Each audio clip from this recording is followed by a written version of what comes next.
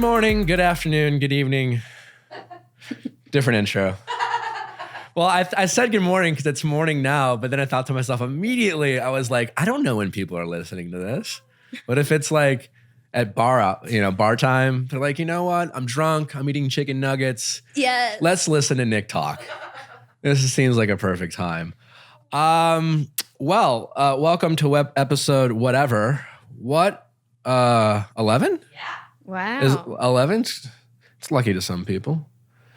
Last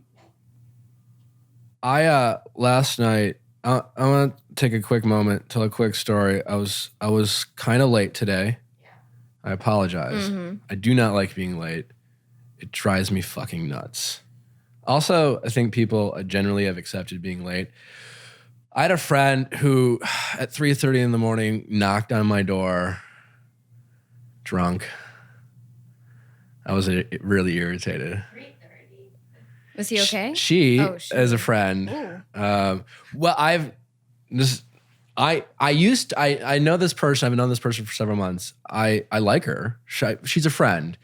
I met her because I liked her. Well, I was interested. Why am I? If you repeat it, it has more emphasis. And you know, I guess the point I'm telling this story is sometimes playing hard to get, it eventually backfires. It just gets old and it gets annoying and obnoxious. And when you become the like, here's my problem, right? I'm attracted to the wild horses, so to speak, as my friend Ashley has told me. Apparently that's a phrase from a book.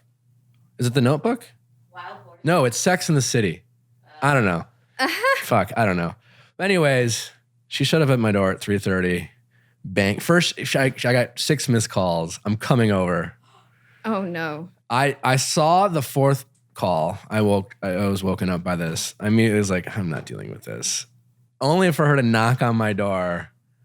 I was super annoyed. And then, like, she was all, like, intoxicated. Oh, God. Woke up hungover. I was super pissed. And then I had, like, take her to her place. And I was like, you're really inconsiderate. She's probably really embarrassed. Now. She told me I could tell this story. I was pissed. Was she trying to hook up with you? No. Oh. No, she definitely likes to, like, she comes and goes at her leisure. She knows early on I was intrigued by her. And, like, this is her stick. Like, I'm going to, like, be mysterious and unpredictable, which is fun. Like, she was like, this morning, she's like, how cool is that I showed up? Like, being playful. I was like, not even a little bit. Wow. Because, like, her MO has turned into being the unpredictable, you know, like texting me on those random times. And now it's just annoying. Now it's just like, I can't even. Yeah, do you think it's like calculated? Like she's doing it all, like no. 'cause she knows the game that she she's has playing? her own issues. She knows this, but she's an adult too. She's like 29. Yeah, I used to play that game and do those kinds of things whenever I was in college. Yeah, no, I thought it was cute, but then I realized it wasn't. Anyways, this is my life. It's one of my problems. We have Demi here. I'm super. Whoa. I'm excited. I'm also curious. I really don't know where this is going to go. Uh-oh. You were fun to watch this Thank season, you. Demi. You were really, really entertaining. Let's start with Tell All. Okay. I watched it. What were your thoughts on your performance on Tell All? So I could tell that I knew that there was an audience there. And whenever I was there in the moment, I was feeding into that audience. So you admit to that? Yeah. I mean, it's all fun to me. Like, it's fun. I love entertaining people. Okay. I know that I could be an asshole because I think it's funny, but... What do you mean by you think it's funny to be an asshole? Like, you know, if you clap back with something if you took it like out of context, it could be something really mean to say to someone. But in the moment, you know, it's funny because that person's being mean too. But I mean, a lot of it, I mean, it was a little too much. But I still think it was funny. I'm curious about this. You were funny at times. At times, shade. Do you think you were? Well, you were actually pretty funny. I didn't particularly love was it Courtney who like? Yeah. That's weird. Yeah, she tagged me. Like literally. I've talked to her. What was that? Was that you guys not like each other? No, and cool we now? hadn't. Well, after Singapore, I hadn't talked to her since then. I hadn't talked to her since, the ding dong, the bitch is dead, and all that stuff, and the cancer, the house, and all of that was brought up. Who was the cancer? You were the cancer? No, I called her the cancer. Did you watch? Yeah, I don't remember. I called her the cancer of the house. I'm not taking notes when I watch this thing. Well, I mean, it was a pretty memorable line. Yes. But, I hadn't talked to her since then, and I felt bad for her. Like I always feel bad for her, but in the moment, It sounds slightly condescending. No, I feel bad for her as in like she's portrayed to look bad, and then she gets a lot of backlash. You thought she got an unfair edit? I mean, no, she did what she did. Like, it's your actions. You get the edit, like, with however you behave. I don't think that there's anything they left out, but I think that it's not fair, and I feel bad for her in the sense that it affected her emotional state, like her mental health, and people came at her crazy, and people are really, really mean to her online, and I hate that. That's never good. Yeah, and Let's get back to sometimes being an asshole is funny.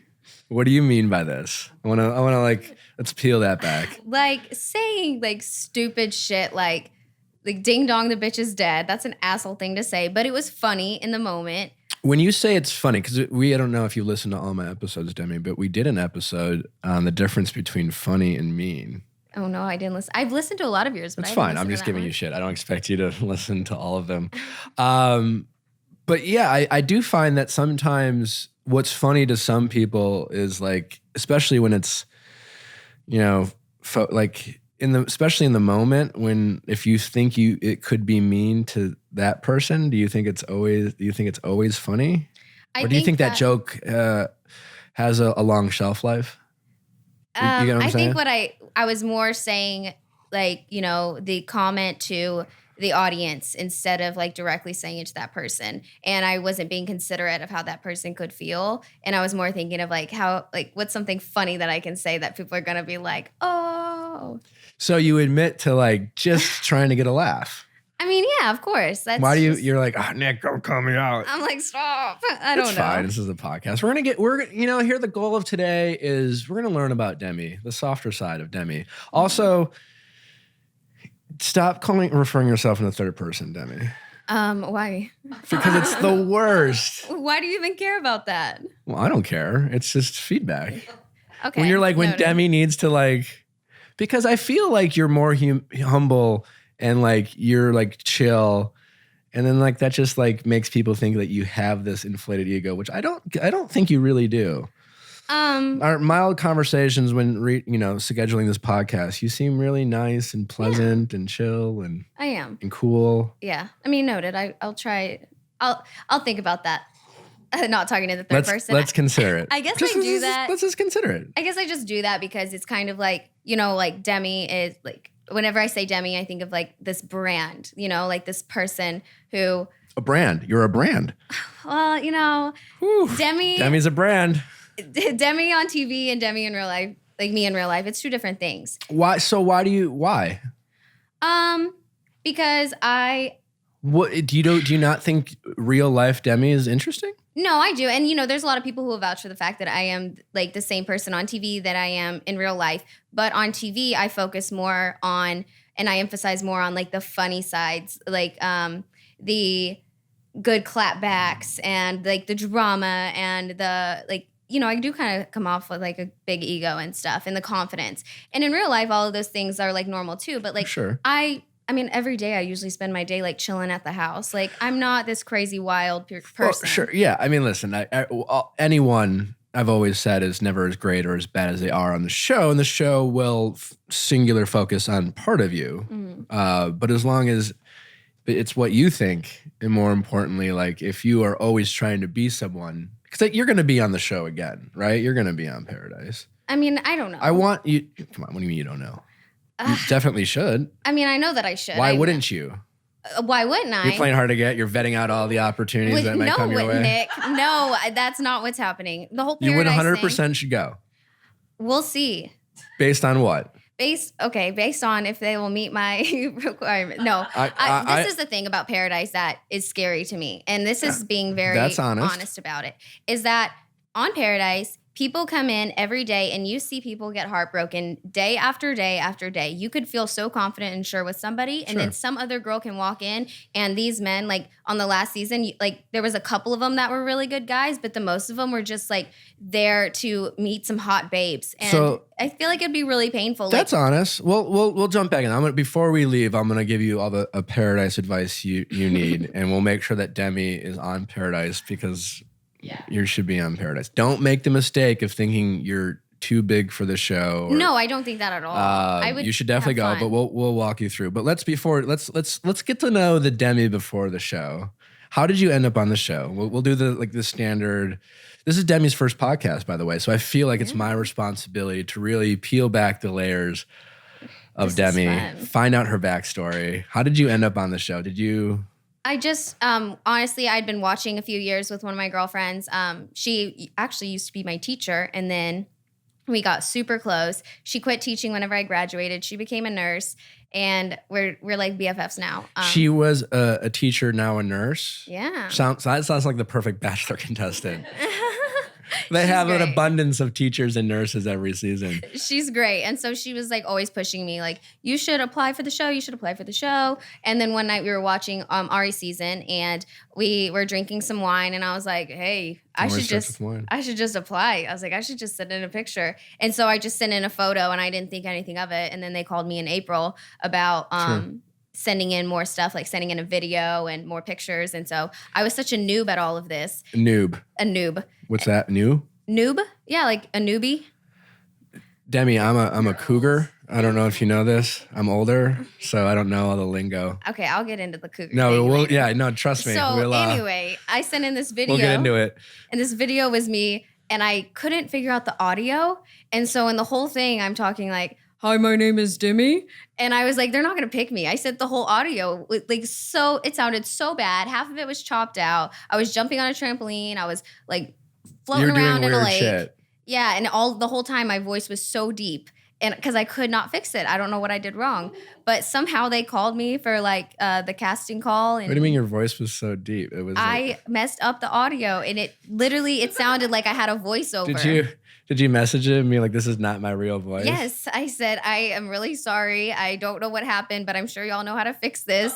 But it was so, like, because I was jumping on a trampoline and I was like, hi, my name is Demi and I'm ready to jump into love. And I was like, no. Oh, you really did that? Yeah, it was really cheesy. It was corny. It was cute. No, it probably helped. I mean, they were definitely looking for people who were willing to lean into what it is to be on The Bachelor. All right, so you got the call. And you were like ready to go. Like if they asked, you were going. Once I found out that it was Colton, I was really hesitant because Yeah, but so what? I mean, why? I was hesitant because I didn't think that he was going to be ready for it because of the fact that him and Tia just broke up and then him and Becca just broke up. And I was like, how does this make any sense that he is already ready to do this? And then I was like, but this is better than my life that I'm living right now. So let's go. Let's keep it real. No one goes on The Bachelor, Bachelorette because their number one thing is not love. Yeah. I also thought that like you're open to it. Me and him weren't going to be compatible. And I was like, I'm probably going to go home really early. I just don't like, I'm not saying it never happens, but no one turns it. If they want to be on the show, they want to be on the show. Well, essentially everyone goes on there for the wrong reasons. Yeah, the experience. I mean, there's always like an open opportunity. I mean, the right reasons, wrong reasons is silly. Like it's this whole, everyone goes for the experience. If you wanted to like seriously find someone, you could find them a lot easier than going on TV. Like, you're open to the possibilities. So the idea of not going because it's Colton or Blake or Jason, like the truth is you didn't know any of them and you don't know who you might be more compatible or have chemistry or what. But so Colton wasn't your first choice. No. But no. And I was surprised but you went on. Yeah, I was surprised at how much I actually ended up liking him. He's a nice guy. He's charming. Yeah, he's great. So you liked Colton? Yeah, I really did. Were you how were you really I mean don't say it. You weren't falling in love. I think that whenever you're in that, I mean, no, I get it. You were in the moment, but as soon as you sang your own, you're like, I'm fine. You're so focused on him, and like all you're thinking about 24/7 is this guy, and like your feelings. You just get like it's like everyone's getting obsessed, and no, I get it. You're like, I'm gonna say whatever I need to say to let him know, like I'm serious and I want to stay here. Yeah. But I mean, whenever you get home, yeah, it's like whatever. Watching it back on TV. So is really how hard. early was it in your car ride? Were you figuring out what filters you want to use on Instagram, or was it when you got home? I don't even know what you mean by that. Yeah, you do. Like what? Yeah, come on. I was not thinking about my clout. I'm giving you shit. Well, your You are. clout? Yeah. What's clout. that? Clout? Yeah. Like I'm feeling like I'm getting some lingo, like an education. Yeah. in the I'm youth of thriving on America. Twitter, if you didn't notice, and it's because of this lingo. Clout is like people will ride your clout. Like if you have like fame and people like, they'll use your fame to like better themselves. You liked Colton a little bit, but also like I'm giving you a heart. Like, listen, you weren't there long enough to develop real feelings. I don't doubt that if Colton would have kept you around, you probably would have like developed feelings. That's what that world does. Yeah. And also, I really don't let a lot of people in. Like, I don't let a lot of people see a lot of those sides of me. And Why so not? being vulnerable, I don't know, because it's scary. It's hard for me to be that way. This is interesting to me. Well, I feel like this whole like brand, or I would argue that the more you can be yourself, the more interesting you will be for the long term. Yeah. I think especially when it comes to reality TV, I do think the people on the show, like I think you were often compared to Corinne, Yeah. right? Yeah. How did you feel about that comparison? I loved Corinne, and I loved Sure. her because I thought she was She was relatable. entertaining I on thought there. she was very relatable for me too. Like whenever I was watching the season, I was like, yes, like this bitch is bad. I love her. I saw a lot of the stuff that she said about me. Like once What did she say about you? Oh, she hated me. She was so mean. Like Really? she said I wanted to be her and all of this stuff. And I was like, That's- we are so different. And I remember the producers telling me at one point, like, you are way too smart to ever be Corinne. And I was like, okay, That's some shade. You heard it here first. and it's not that I think she's dumb. I but think like, Corinne's I think we're fine, different. right? I think she was great TV. I think the mistake Corinne made is thinking that she was a brand. And I think the mistake Corinne has made post-show was getting sucked into her own hype and trying to maintain this brand, if you will, or this idea of what Corinne is, referring to herself in the third person and but seriously, like trying to live up to this like hype that, her Instagram or the time of the show or that she's built. And that's not who she is. Yeah. Right. And I think over time it has come across as kind of like a cheap joke and like kind of like an awkward, like insincere at times. It comes across as kind of like campy. And Yeah. so I think, it's kind of lost its luster. You think I'm being a little campy? No, I think when people live, like when they're, especially in the reality TV world, when they try to play a role, when they're like, oh, hey, this is who I am in life and this is who I am on TV. I think over time it's hard to sustain that. Yeah. Right? So like you were always going to be great on Colton season. And if you do go back on, or I don't know what your plans are for the future or having any type of like having fun with the experience, I think showing people who you are and that abrasiveness that you have, I think you should show it when it makes sense. Yeah. And you should do that because that is who you are. But when you start doing things because you're like wondering if people will think it's funny or if you're wondering if people will like it, Yeah. I think that's when people get themselves in trouble. Yeah. And I don't want to push that line and I don't want to be too much and I don't want to be too extra about things. And like at Women Tell All, I was like, okay, that was too much. Like I thought it was hilarious because like the crowd was laughing with me and I was loving it. But then, watching back on it, I was like, okay, I could have really not done so much, but I don't know. Like it was a mistake that I made and I'm trying to be self-aware. That's good. What is your opinion about the difference between being a strong woman or being a bitch? In general, do you feel like, I'm sorry, No. like I do that sometimes. I'll ask a question, then I'll keep just talking. do that and do it again. No, because don't you think like sometimes there's a misconception of like, I have to be a strong, even person, right? Guys can do it too. Do you think there's a subtlety or do you think you fall into that trap sometimes of thinking you're supposed to be a strong person and sometimes like in Tell All, like I want to be like, I want to share my opinion and then it turns into like mean. Yeah. So I think like strong woman versus a bitch. I think that you can be a strong woman, but the second that you have to start tearing other people down or insulting other people, you can easily become a bitch. And that's a mistake that I've made, you know, and I have been a bitch. Humility is great. You know, this is fun. And the softer side of Demi, people. I mean, I try to be self-aware, and like in the moment, I don't really think about my actions, unfortunately, you know, especially if I've got a crowd like hyping me up. I'm like, yes, this is so awesome. But that's honest. You know, like looking back on it, I'm like, a real strong woman doesn't have to say anything about anyone else. You can defend yourself without being mean. And that's true. It's something I got to work on. I don't need to like involve other people in like my clapbacks. I just need to stand up for myself. And even if that means just like ignoring somebody and just being above it. Like Hannah B, she handled whenever somebody was coming at her. So like she was so classy about it. Yeah. And I admired that. I told you, I think you're one of your best, like to your point, I think you are the most relatable when you are the most vulnerable or real. So like, when you were on tell-all and you're like, I'm promiscuous. Like, I mean, whatever. People, I'm sure, had their opinions and maybe like you get haters. My grandma was not happy. But I'm just saying, like, I'm not saying whether you should be promiscuous or not, but just that was a risk you took to like say that about like, and all you were saying, I'm assuming, was, you know, like if I like a guy or whatever, I'm sex positive type of thing, right? Yeah. And that was an honest thing and that was a relatable moment and you took a risk by admitting that on TV. And I think over time when you do things like that, you win people over because that wasn't you talking about someone else. It wasn't about you doing anything. It was about you saying, this is who I am. And some people might judge me for it. And when you do that, you become really relatable. And I think that's when you are the most likable.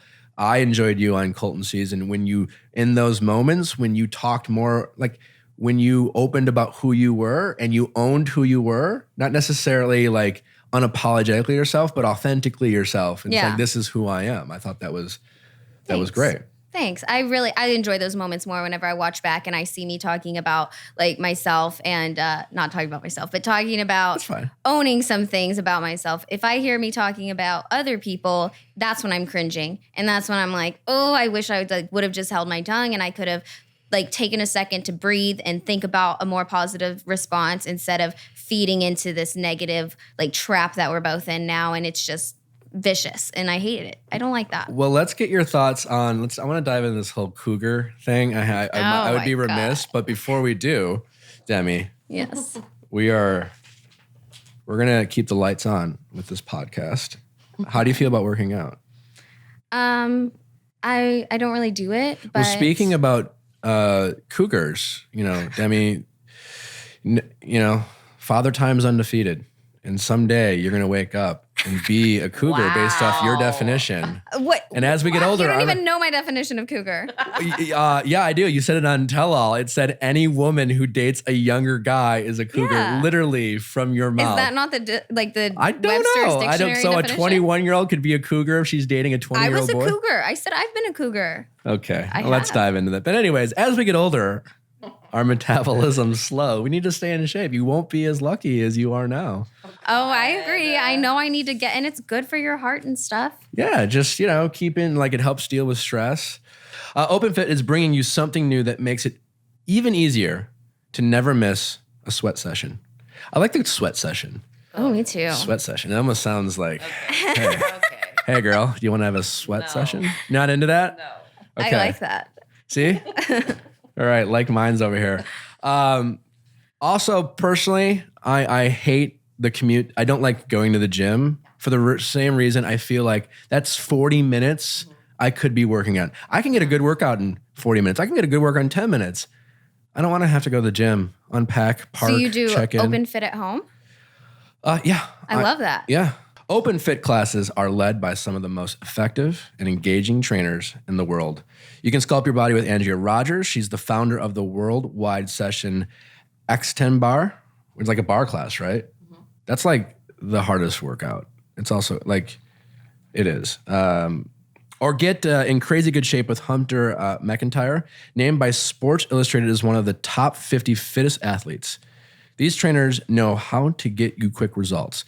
So again, you can get feedback. When I work out, even I'm used to working out. Half the time I struggle with what should I do? I always do the same things over and over. I do it all the time. And I do know this about working out. Your body gets used to things, and it's a law of diminishing return. When you do the same thing over and over, your results diminish. This will help you keep it fresh, keep it interesting. A bunch of different workouts. You can view it on your computer. TV, tablet, smartphone. You can see, you can do a quick workout in 10 minutes. And honestly, when you work out, doing a little bit each day, Demi, I know, goes a long way. Just do like 10 minutes. I'm down with it's all that. about maintenance, 10 minutes a day. 10 that's minutes. doable. That's and really doable. you can wake up, first thing you do is open up that laptop, turn on the TV, do your quick workout with Andrea Rogers. You'll feel better about yourself, get the blood flowing, you get those endorphins going, get a sweat session in. Oh, God. The sweat session. No. Yes, sweat sesh. So, it depends on what your goals are. You can flatten your abs, shape your body, get that booty looking good, I'm sure. And I always try to make I always want my booty to look good. Really? I think, yeah, very important for me. Okay. I want my booty to look better. Yeah. I feel like, as the white dude, we get we're assumed not to have good booties, but I honestly, there's nothing worse than a flat booty. That's right, and I take a lot of pride and have a little bit of a bubble butt, and it doesn't come cheap and it doesn't come easy, okay. But I do my best. And Rochelle's not into this. He just said he has a bubble butt. That's so adorable. I work for it though, and it's people like Open Fit that help you get it done. It doesn't come easy, people, but it can come easier with Open Fit. Because it's right there. It's a good slogan. Imagine, right? Yeah. Get your sweat session on. Yes. Open Fit has changed the way I work out because it just makes life easy for me. It's how I get that bubble butt. I don't have time to go to the gym. I don't have time to waste 20 minutes or 15 minutes even driving there. I agree. Do I have to wear that? So I have to wear it word for word. I can't interject by selling it. I would just read it word for just to be safe. Open Fit has changed the way I work out. And with my code Viall, Viall, you can join me on a fitness journey personalized just for you. Again, use my code Viall and start using OpenFit for your journey to a healthier life. Right now, during the OpenFit 30-day challenge, my listeners get a special extended 30-day free trial membership to OpenFit where you can lose up to 15 pounds in 30 days. Wow. When you text Viall to 303030, you will get full access to OpenFit, all the workouts and nutrition information totally free. Again, just text Viall to 303030. They give you nutrition information, Rochelle. I need that. Macros are everything. Honestly, it's true though. Like you can do all the working out you want, and if you don't, like you just Say abs are made in the kitchen. I seriously believe in that. Like that's not a fact. It's not even like it's not something to believe in. It's You're just, right. It just is. Oops. You do like 500 push-ups and like a donut right there. Like no, it's not gonna work. The favorite thing that I have about this is that you can do it at home. I hate going to the gym. I hate everybody seeing me struggle. I'm always late, and they won't let me in. And I get ready to go. I have a problem being late. How are you late to the gym? They have like a time limit or what? Oh, like yoga classes. And they won't let me in. Yeah. I see. I've never even done one of those. I'm sad. You've never done a yoga class? No, I've never done yoga. All right, Demi, Cougars. Do you? Is this again? Since we're on the subject, was this something you just leaned into because you thought it would be funny and you thought it would get some attention, or? I mean, they call themselves Cougars. Like they did. Okay. Straight up, I did not come up with that. You didn't. I was being there was a lot of passive aggressive comments coming at me a lot of the time because I was 23 years old, 24 now, thank you, but I was 23 years old running around the house. Demi's 24 now, people. I'm growing up. You're that much closer to Cougar. I'm that much closer to 30. Everyone's laughing. What is the definition of Cougar by the Urban Dictionary? An older woman who frequents clubs in order to score with a much younger man. The Cougar can be anyone from an overly surgically altered wind tunnel victim. What does that mean? We should get on to an absolute sad and bloated old horn meister to a real hottie or MILF. Where is this definition coming from? Cougars are gaining in popularity, particularly the true hotties, as young men find not only a sexual high, but many times a chick with her shit together. Wow, what a wild... That is an insane definition. Anyways, you're 24 now. I am. you're just some perspective. You're gonna blink and be 31. Oh, I know. I don't have any. Most of my friends are in their 30s. Oh, really? You Yes. like hanging out with older people? Yeah. All my girls, they're all in their 30s. And like, they know that that's not me. Like, they know I have absolutely no problem with women that are older. It was just me being an asshole that I thought was being funny. And I mean, I could admit to that. We're really peeling back this whole, I was being an asshole. I thought I was being funny, which you were like half the time. It was funny sometimes. You were both. You were both an asshole and Yeah. sometimes funny. Yeah. But we're going to get you just to be funny.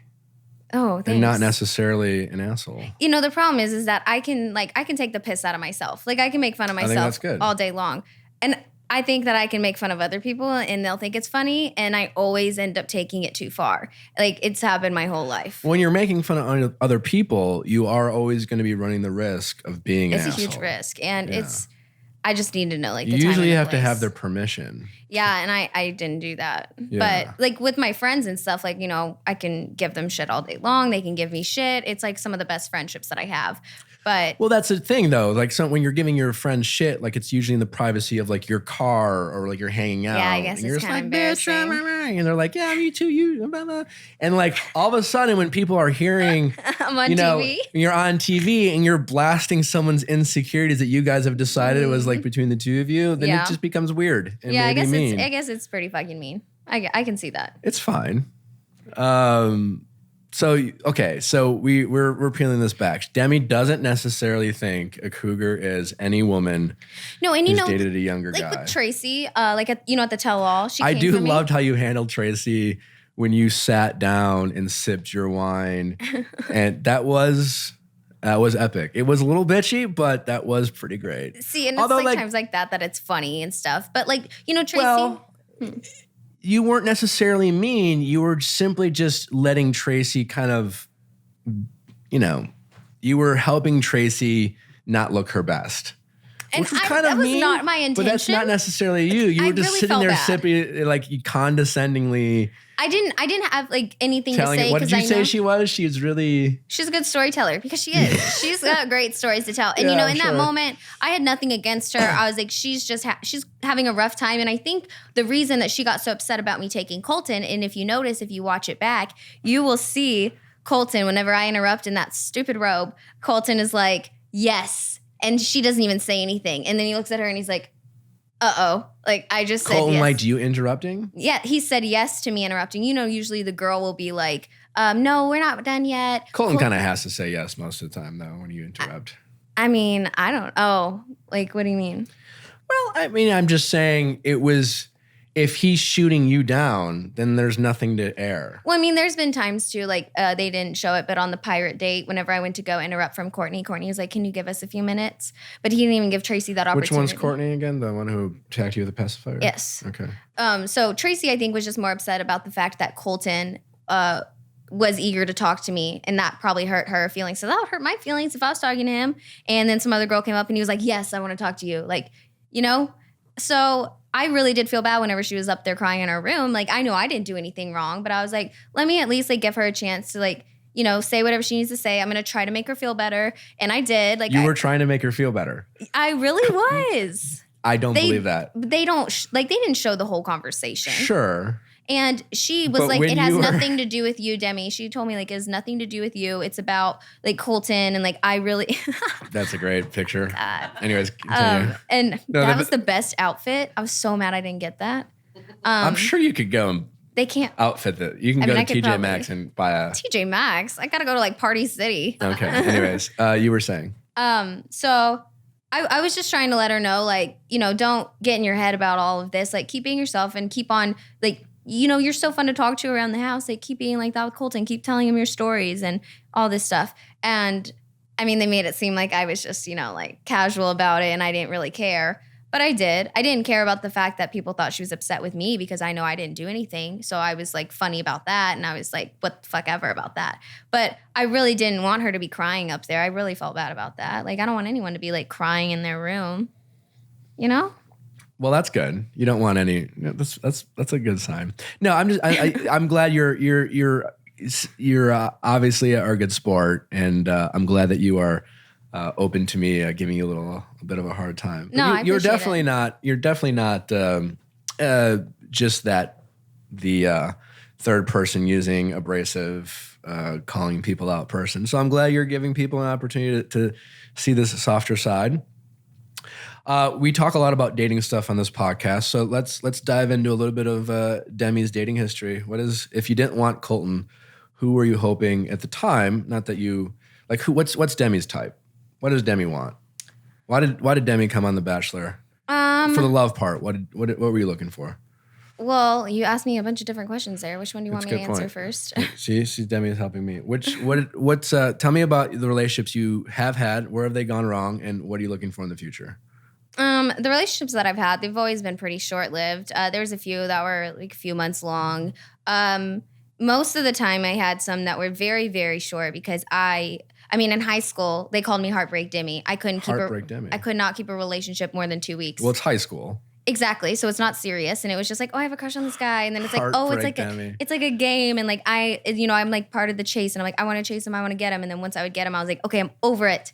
I'm so over it. And so then I recognized that about myself. And I was like, this is cruel. And I can't keep doing this. And so I just distanced myself from dating in general. And then I got to college. And like, I was a virgin until I was 18. I was my dad was very conservative. And so I did not ever entertain any of that kind of stuff. And so then once I went to college, I was like, I think it's time for me to like have some fun, and I'm going to start exploring this other side of me that I'm really intrigued by. So, I was other side being your interest in sex. Yes. This side of me that I was suppressing and that I thought was wrong. And I was like, I'm not at home anymore. Like, my parents aren't here. There's nobody here to shame me for this or make me feel guilty. So I'm going to just explore, and I'm going to see, what I like. And, I went a little wild in college, had some fun. And then I settled down with this one guy, like off and on for like a couple years. And I liked him because he didn't tell me like what I wanted to hear all the time. He was very like honest with me, and he was like, he didn't tolerate my antics and stuff. And he told me whenever like, I was being an asshole, and he was just very real with me while also Called you an asshole? No, probably not. He probably said something about like I'm being ridiculous or being some guys brat. That's the word. Brat. Oh, people love to call me a brat. That's just ugly. You don't like that? Oh, I hate that. Oh. I hate that. That's a trigger word. Where word. does that come from? I don't know. I feel like it's condescending. You're a brat. I'm like, okay, that's what like a parent would tell their child. Sure. Yeah, fair enough. Okay, so he called you a brat. But I mean, granted, I was probably acting bratty, but he just put me in my place while also like making me still feel like special and stuff. And I was like, I knew I was the only person that he was with. And a lot of the time, like there was always guys who were like seeing me and multiple women, and like I couldn't trust anyone. So I had all these trust issues, and he gave me no reason to not trust him because I was with him every night and stuff. And I cared about him so much. And he was like the first guy where I was like, I can totally see myself like just being with him. Like we can go live in like a house together somewhere. How old were you at this age? At this point? 20. Okay. But, this is like the first time I've ever felt that way. Yeah, when you're 20, it feels old. So it's... whatever. No, anyway, I'm serious. I'm not trying to... Quit getting caught up on the age. It's killing me. Well, age matters. I always ask when people call in or ask questions, the first thing I ask is people's age because it's very telling about where people are in their life. I don't think it's anything to be defensive about. But like I always say, like, when I was 20, I felt old. When I was 21, it was like, you anticipate turning 21. And then all of a sudden you are 21. You're like, oh my God, I can go to...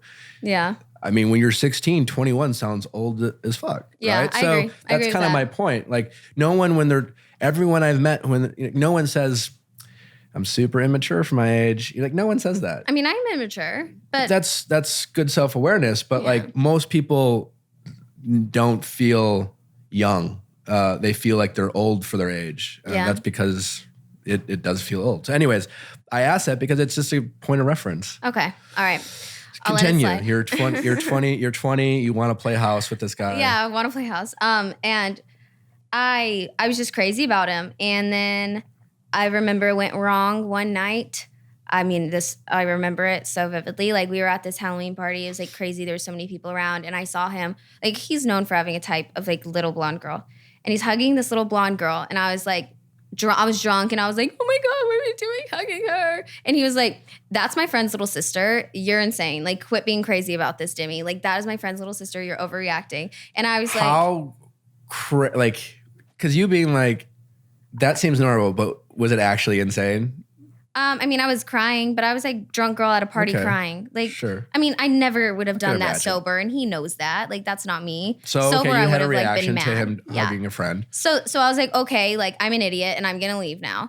And so then the next day, he texted me, and he was like, he just went on to say about how that was just too much, and he doesn't want anything that's going to be that serious, which completely contradicted all of his actions of me having him. How old was he?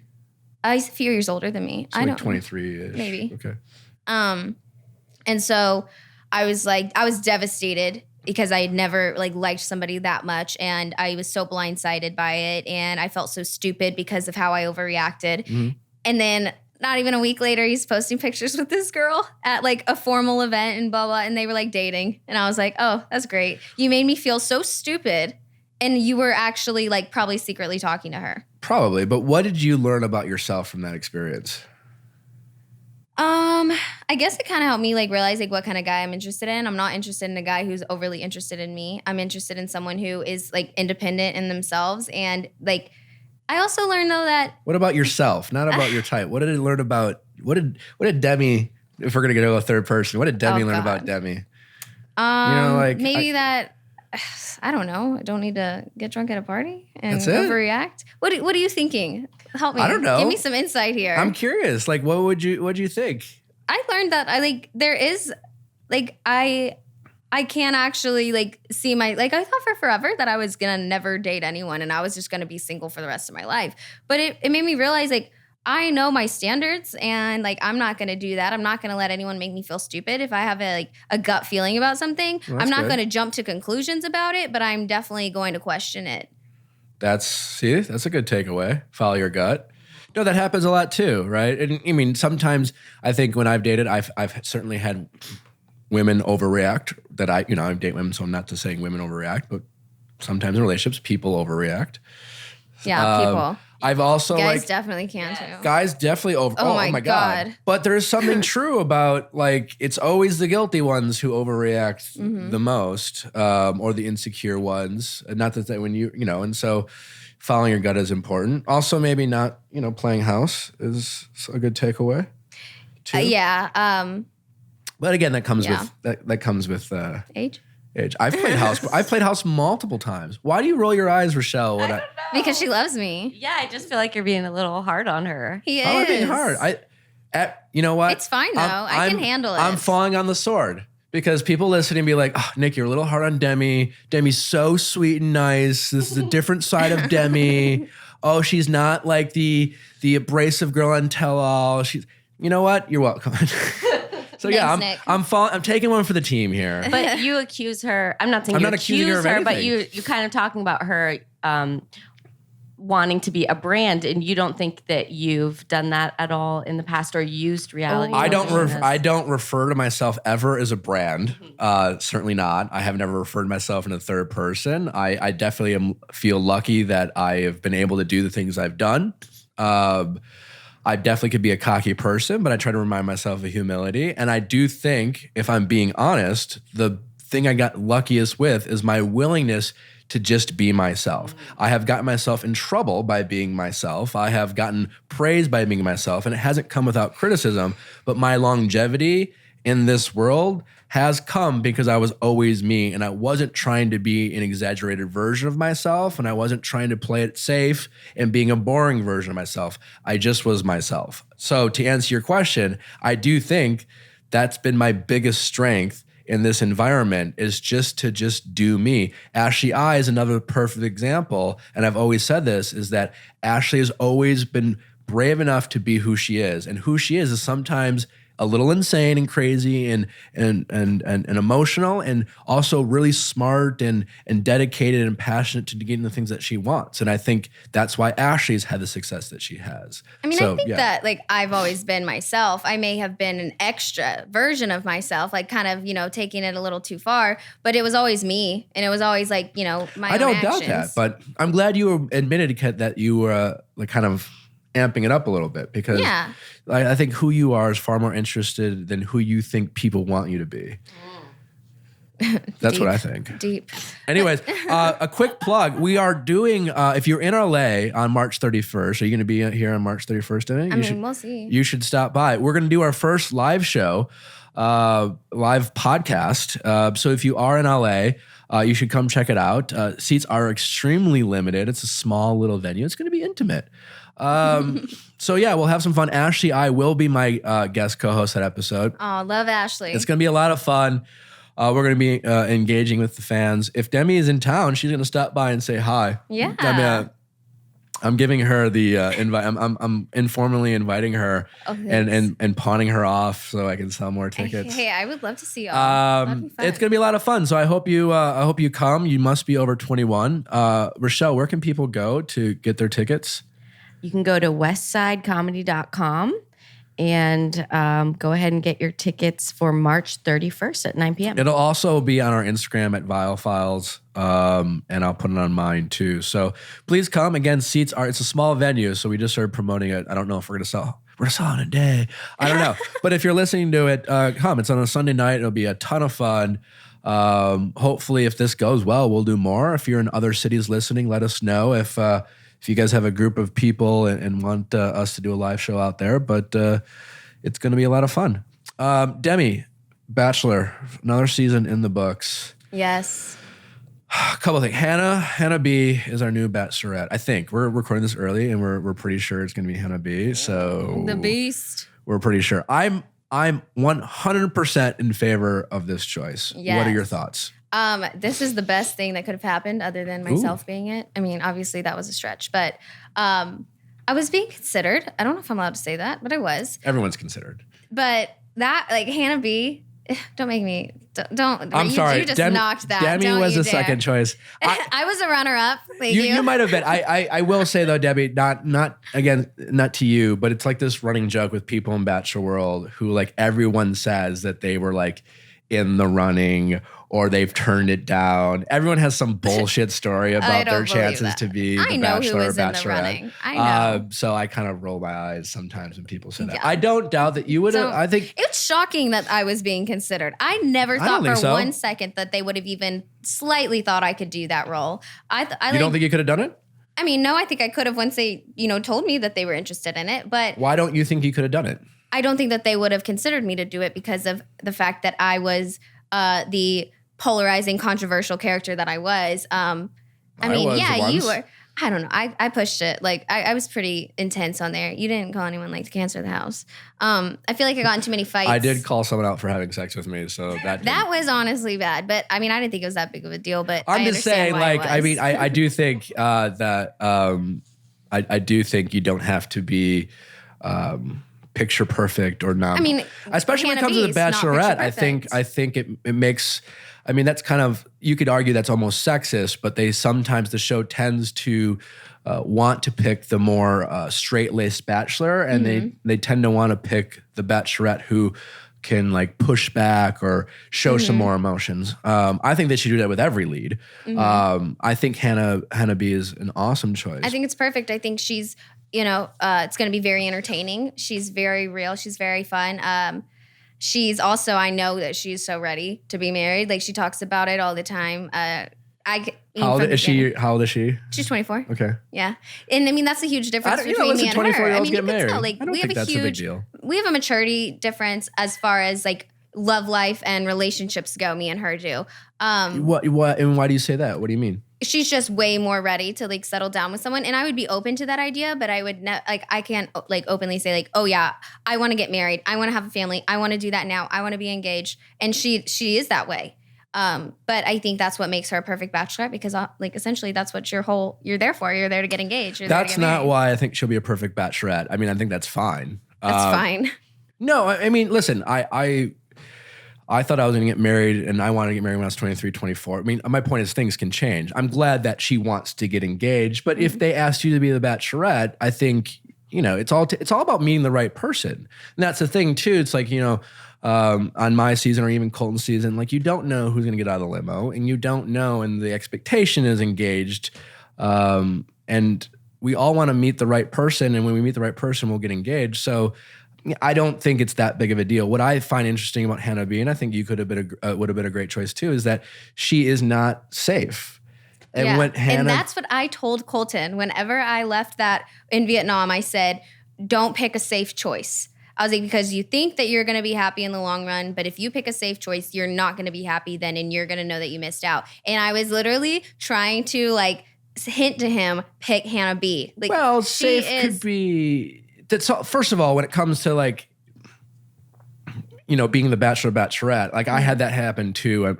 Listen, you have feelings for who you have feelings for. Yeah.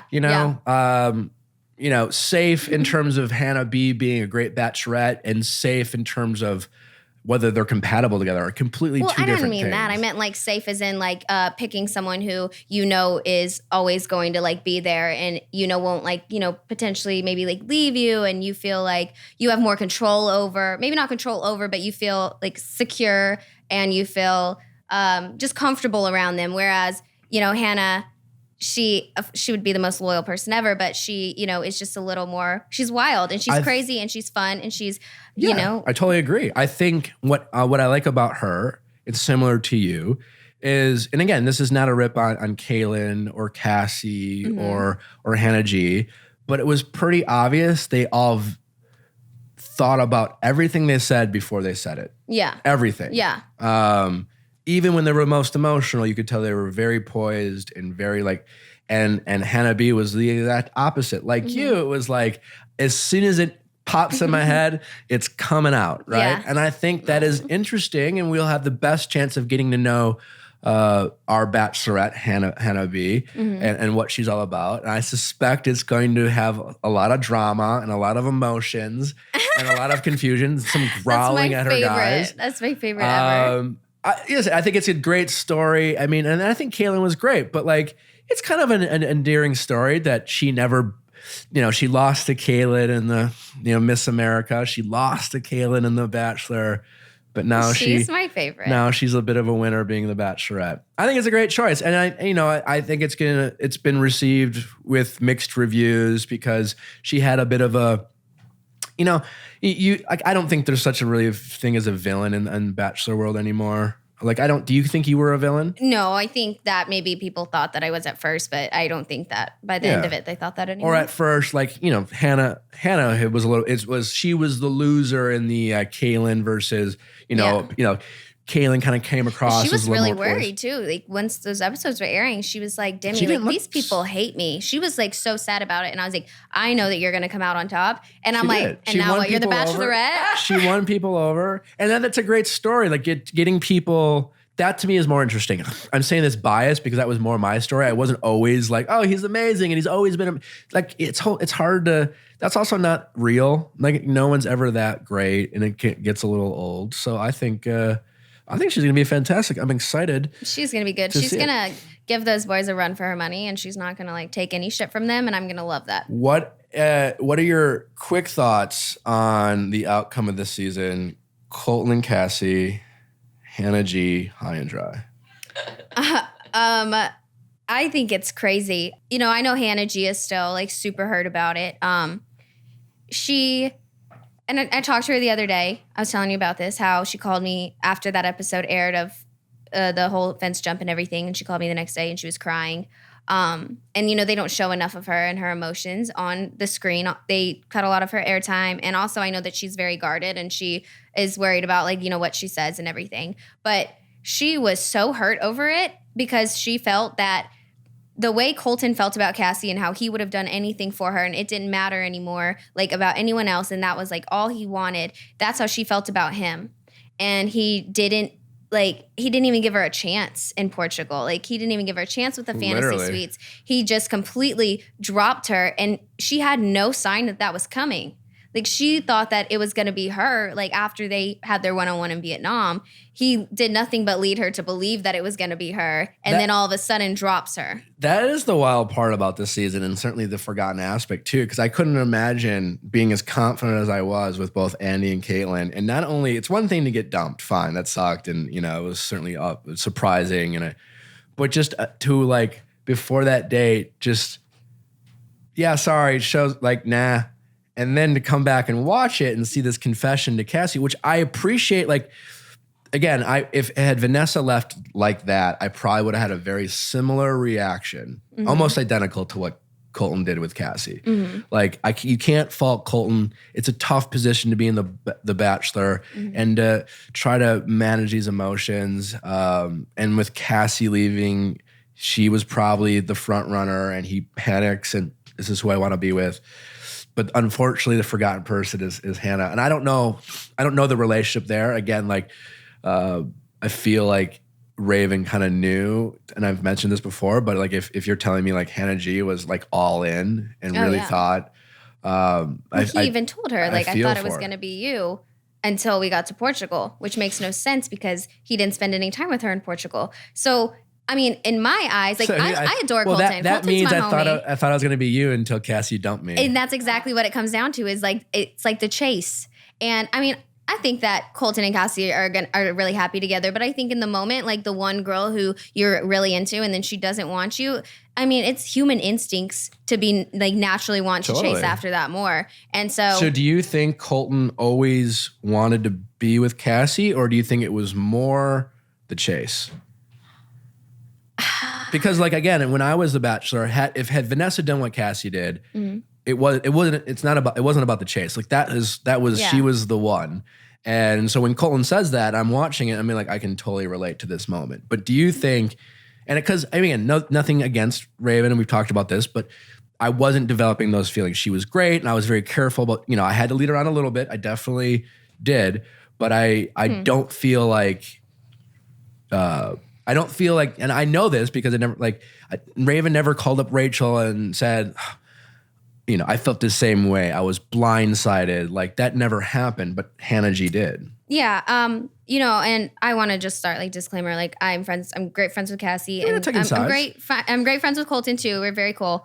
But I know that whenever I watched the season back, I could see the chemistry between Colton and Cassie as far as, they were all over each other. I saw it a lot more on the show than I ever saw it whenever I was like in the show. Like whenever I was there, I never saw it, but I never saw them together because I was like, oh, this is my own world and like I'm just living in it, Cassie or Hannah G? I never saw it between Cassie and Colton. Ooh. But once I saw it watching back, I saw all of it and I was like, oh, they were just very respectful and private and never showed it off. That's common. And Cassie's very quiet. Like, she's so sweet and she's so funny, but she keeps to herself. And so I never heard her talking about her and Colton's relationship and stuff like that. So whenever I'm watching it now, I see their connection, but I think that her and Hannah G were like neck and neck with that chemistry. And the whole time you're watching it, you can't tell which way he's going to go. As a woman, and you have instincts and, did you, when you felt like Cassie broke up with Colton, do you feel, and then like in Colton, we talked about this last week, because I'm watching it, and I've never met Cassie. I think I like Colton. Cassie seems great. I thought Cassie's dad was an absolute rock star. Cassie's dad was the hero of the season, I feel like. And I think everyone else reacted, like, Colton reacted great and authentically, but he also just reacted to the moment. Like sometimes we're all just a product of what happens and how we react to it. But I couldn't help but feel like Cassie wasn't really into Colton, especially in that moment at least, because it's hard to be reasonable in that. It's hard to be objective. If you have feelings, you think you're in love, and if you don't have feelings, you just don't have feelings. And she seems so pragmatic. Your take as someone or a woman in that environment. What did you think in terms of what was your read on Colton and Cassie and how, like, I'm sure she liked them, cared about. Do you think she was over the moon with them?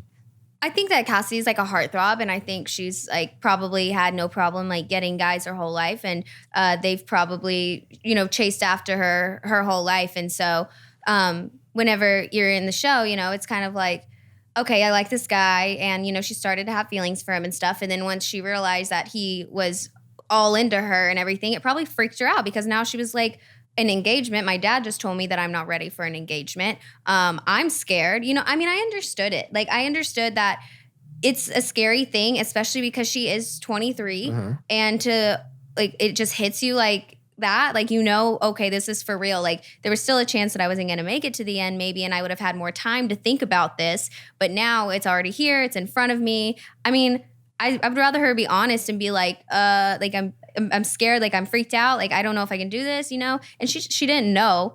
And I mean, I felt really bad for Colton. And I kind of felt like, wow, like a bunch of stuff that people were warning him about. Now it's like, you know, coming to fruition and like it's actually happening. But it doesn't take away the fact that I respect her for being honest instead of her just being like, oh yeah, like being a yes man, you know, and just saying, sure, like reciprocating the feelings because she felt bad for him. I like that she did what she did. I agree with all that. But I'm talking about, like, I think she likes Colton. Do you think she was... I can't speak for her. Like, I don't know. I'm not asking to speak for her. I'm asking your opinion. As someone who's been in that world and as a woman in that atmosphere, do you think she was... she liked him, but like when she was breaking up with him, being like, I don't... Like, how into him or over the moon with Colton do you think she was or is? She's so afraid. She's so afraid. I mean, I don't want to like. Okay. I think we have our answer. I don't know. Like, I don't know. That was me quoting Cassie. I don't know. I wish I knew, but I don't know. When you don't know, sometimes you know. Don't you think? Nick, I wanted to say something. You said the father was the hero, but a lot of our listeners actually wrote in and said they disagreed with what the father said, where what do you mean? He said you have to feel it 100%, and that's how you know that it's the right person for you. And a lot of people were like, I didn't know right away, and it ended up. I guess I wasn't saying he was a hero for specifically the words he said, but I do think a lot of parents in that world, again, when people sign up for the show, they don't know what they're really getting into. I'm assuming when you showed up, there's the idea of what you had, what the show was going to be, and then what it was, and you're kind of like, oh my God, this is insane, right? Mm-hmm. Yeah. So for parents to come in, and all I'm saying is Cassie's dad cared about his, like, not that he cared or loved his daughter any more than anyone else, but he just wanted to make sure that his daughter wasn't rushing in to a huge decision that and it was probably safe for him to assume that she was going to feel pressure, not necessarily from Purdue's, but just the environment. Like, that's the expectation. And for her to come in there and make his daughter feel okay, because I'm assuming that Cassie, it's a safe assumption that if Cassie was questioning her, not being sure, it's very easy in that world to just go along with it, to just be so caught up in the moment for fear of like, well, what if I do? I mean, Cassie at that point, Cassie had been accused by other women of not being ready. She had been, told that she wasn't there. First of all, that's not a crime, right? She can sign up for The Bachelor and it's allowed to sign up and go on The Bachelor and figure it out as you go. That's literally the point. Yeah. The idea that is like, if Colton picks me, I'm going to pick him back, and that's 100% guarantee, is insane. But yet people have that expectation of the contestants, is it right? Yeah, and it's pretty crazy. And then all of a sudden, in the middle of the show, you're getting accused by your peers of being too young or not ready. So it would be a safe assumption for Cassie to get that far. And then even if there's a shadow of a doubt, to be like, I don't know if I can get engaged to this guy, which is normal, to her to still go along with it because she'd be afraid of being hated or criticized being a hypocrite or proving the other women right. And yet Cassie's dad comes and says, hey, babe, it's okay. I love you. You're my daughter. It's going to be fine. And just for him to do that, and he made her feel okay with just doing what was in her heart. And I think that is the important part. And I think that was what was great about what Cassie's dad did. The idea, I think him saying that, I think it sounds great. You're right. It might not necessarily be the reality. And it's also Bachelor world. And I think in that world, that was kind of my point. You either feel it or you don't, right? That world is designed to maximize your emotions. And if you are questioning how you feel about someone in that world, then I don't know. Yeah, like how would it be in the real world? Well, I mean, again, it doesn't dictate your success. But again, if you're not over the moon with someone in that world, that's gonna, you know what I'm saying? It's designed to make you crazy about someone. Yeah, because that's all you're thinking about. That's all you're thinking about. And if you're like, It's how do you get over the moon? That's my point, right? Yeah. Because I've never downplayed how over the moon I was about Andy or Caitlin in that atmosphere.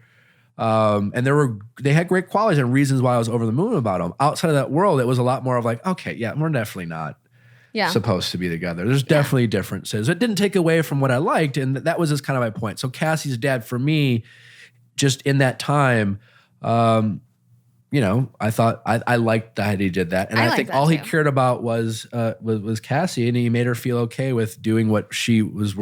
She at that moment she wasn't worried about what Tayshia or all the other girls were accusing her of. Because I remember being over the moon about Andy, and I was the villain Andy season. I was your strategic Nick, and there were thoughts towards the end of the season, even though I was heartbroken. But before getting engaged, before that, the morning of with Andy, I was like, well, I don't doubt that I love Andy, but am I ready to get engaged? And there are thoughts of like, well, why can't I just not get engaged? But then I had thoughts of like, well, if I don't, then I'm proving people right. Or like, because guys had said that, oh, he's just trying to do this. So I can definitely relate to that fear of what people are going to think about you. So that's why I liked it. I felt like her dad gave her a safe place. Yeah. And I liked that. And because I can relate to that with my dad. And if my dad were to come out there, I'd probably do the same thing. But that would all depend, of course, on all the different circumstances. Your dad was the unspoken hero in your life. Your mom got obviously some attention. Yeah. And I felt really bad about that. I was glad that I got to tell my story about my mom because it was something that was so huge in my life. And it challenged my life throughout my entire childhood. But my dad is the hero that no one ever talks about. And he dropped everything. He didn't care what was going on in his life. His main priority was us. He was an amazing example. I wonder if there's a picture of him. Were you mad that I referred to you as Jailbird on my show? No. Okay, I don't know. All right. Before we get into some fan questions, let's get back to Paradise. You're definitely going on, Demi. I think it's all bullshit for you to pretend that you're not. It's not. I'm not pretending. I'm serious about this. Can I give you some scared. advice? I rewatched the last season, and to see all of that stuff happen, getting broken up with sucks. Getting broken up with on TV and then watching it back, that sucks even more. And it's painful. And I don't know. What do you have to say? Here's what I have to say. A lot of your peers and people on the show sometimes make the mistake of negotiating too hard with the show. So if there's any thought about that. I'm not going to negotiate money. I just want to be I just want it to be known that I want to be the queen of paradise, which seems a bit dramatic. Well, but I do. Demi, that's entirely up to you. I want it to be, I want to run that beach. Well, that's entirely up to you. The show's not going to guarantee you that. They're not going to. I want to be I want to be the first one there. It's not a scripted show. I was the first one out of the limo. I should be the first one on the beach. Fine, negotiate that. But also, who cares about that? I do. You want to be in the first group, for sure. I definitely do not want to come in later. I'm not going to be that girl who shows up and stirs up the pot. You definitely want to be in the first group. My favorite picture ever. Don't. So couple of things. Kill people with kindness. Surprise people. We're not gonna. We're literally teaching Demi here, so this is not gonna be a surprise. But they're gonna try to get under your skin, and you're not gonna let them, Demi. I'm gonna think about this moment whenever that happens, and I'm gonna think you are going to lean into who you are, and you are going to let people get to know you and be vulnerable, and you'll find things that you have insecurities about and openly tease yourself about it and have some fun. That's Hannah's B's strength, right? Would you agree that at first she was kind of the weird, crazy person, and then a few weeks later, she's just the girl who's fine with being herself. Yeah. And again, Ashley I is a perfect example of someone who's just okay with being who they are, and that is what's relatable, and that is what's charming. And if you can be funny about that, then and you are funny. You're a funny person. Yeah. You should do that. Just observe your peers. You can tease your peers a little bit, but not necessarily. I mean, you should I think it's make funny. Observations. Yeah, and I think it's funny if they're in on the joke. That's one thing that I didn't do. If I told, okay, so me and Tracy now, Women Tall, she came for me a little bit. the second after she did that, she marched down we had an intermission. She marched down the stairs and gave me a hug. And she was like, I didn't, I'm sorry I came for you. We were laughing about it. I was like, dude, it's fine. I know that you there's a storyline going here and we're trying to play onto it. So, I mean, I don't even want to be involved in any kind of rivalries anymore like that. But if, me and even if you are, listen, you're going to be because you are who you are. I'm so over that shit though. It is so infuriating. I will say this about me though too. I struggled. I never liked being the villain or polarizing, but I have a big personality and I always have opinions, right or wrong. I have thoughts and I sometimes want to get it out. So even when I try to be I'm just going to play it cool, I'm not that guy. So whether I was on Andy or Caitlin's season or Paradise, I was going to speak up. Yeah. Right. And I'll always do that. That's what I'm saying. I couldn't not be that person. I just, it's being real. Yeah. And so it is what it is. You should go, don't edit yourself. No, definitely don't want to edit myself, but I need to find a way to not entertain the people who are coming for me. If people come for me, instead of clapping back and me being the asshole that I think is funny, which I mean, it is funny, but I don't really mean the things that I'm saying. I just am saying it because I don't know how to respond to it I don't want to be angry. So I just clap back with something funny so I can make it humorous because that's what I do. I avoid all of my emotions with humor. That's fine. I do that. I do that too. But I just need to find this balance where I can respond more maturely with being able to just extinguish this whole fire that they're trying to make happen. Who's they? Anyone who comes for me. I mean, there's just people who do. There's, like you said, you speak your mind. Whenever I speak my mind, there's people who are going to want to speak up too. You will always, to some degree, have a target on your back because you're pretty and you're opinionated and you can be intimidating. Mm-hmm. And those people in that world will always naturally make enemies. But you can still Paradise is a lot different. You're just going to go there. You're going to have fun. You're going to have so much fun. Don't respond to any DMs from guys from the upcoming season. I would never. Please. I have not responded to any of these DMs. And I know the game that I'm playing here. Go in there with the, guys are going to want to get to know you. It's going to be my pick.